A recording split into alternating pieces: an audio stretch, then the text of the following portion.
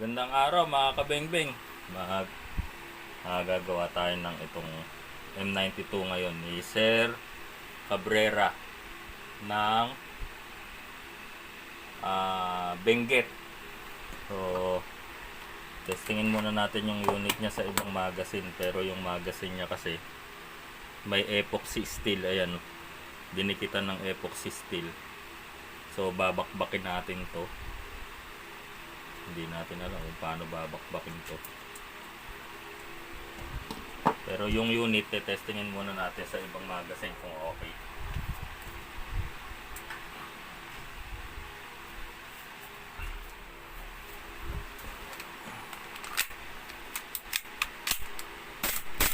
Okay naman yung unit nya. So itong magazine niya ang may problema. Hindi na pinapasokan ng gas kasi yung gumawa daw nito dati, yan, nilagyan ng epoxy steel. So hindi na makapasok yung gas. Kasi dapat nakakagalaw din tong yung pasukan ng gas, yung pinakapito niya. Hindi na makagalaw. Lagyan ka ba naman ng epoxy steel? Hindi man lang hindi man lang magasgasan. Tigas. Ayaw matanggal. So, pause muna tayo mga kabengbeng. Tutuktukan ko na lang muna. So, yan mga kabengbeng, nabali na yung pinaka gitna nung inlet valve. Hanggang dun pala sa loob. Wala nang tatagusan yung hangin ng epoxy steel na to. Yan. So yan mga kabengbeng, natanggal na natin tong pinandikit niya na to, epoxy steel. Ang problema yung naiwan sa loob. Yun, no? May naiwan yung pinaka inlet valve. So naputol pala siya dito sa outer.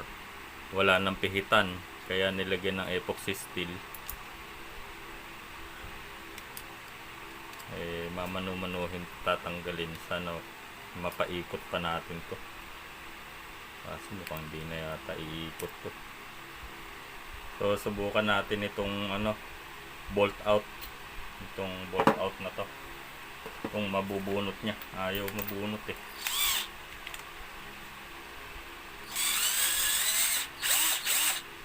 So mga kabengbeng, ayaw na niyang matanggal. So binutas na lang natin, tapos panibagong thread na lang. Hindi na natatanggal eh. So i-re-thread na lang natin to. Tapos papalitan natin ng bagong valve. Babaklasin din muna natin to para tingnan natin kung makukuha natin doon sa kabilang side.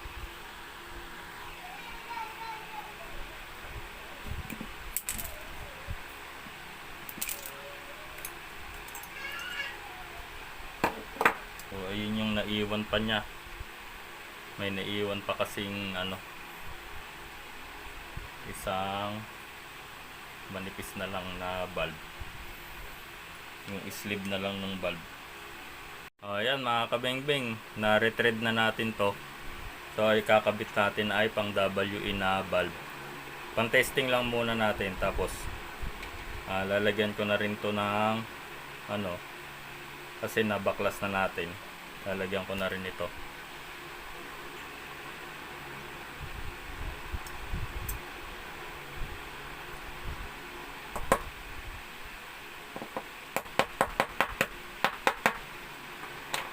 Yan.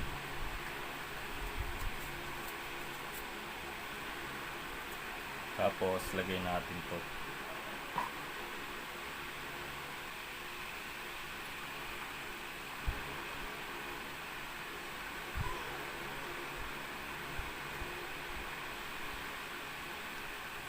Ayan, hintayin natin matuyo mga kabengbeng.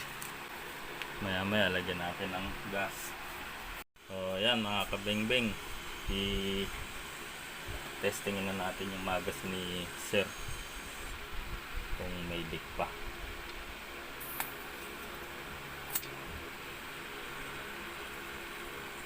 So ayan, nabitan natin ng pang WE na inlet valve. So ayan mga kabingbing, wala nang leak.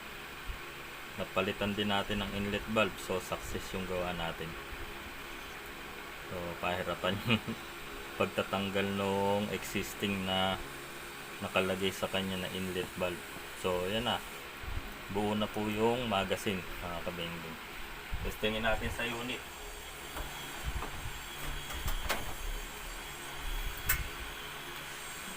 Tayo naman hanggat kaya po nating ayusin, ayusin po natin ang unit. So ayan mga kabingbing, okay na, wala nang leak. So pwede na po itong umuwi sa kanila sa Benguet. Yung unit naman niya okay naman po. So sabi niya tingnan ko na rin daw, wala namang problema.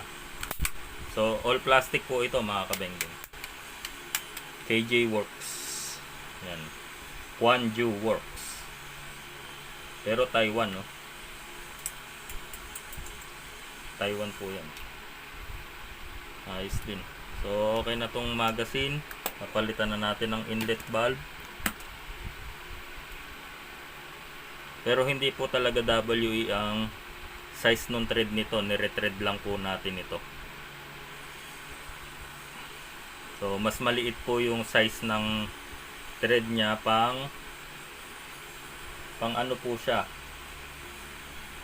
pang double bell yung butas niya. So pinalitan lang natin ng pang WE na inlet valve para mas maganda-ganda.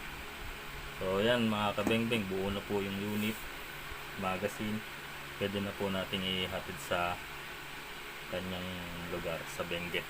So maraming salamat mga kabingbing. Mabuhay po tayong lahat. Testingin natin yung unit ni Sir, yung kanyang KJ Works na M92.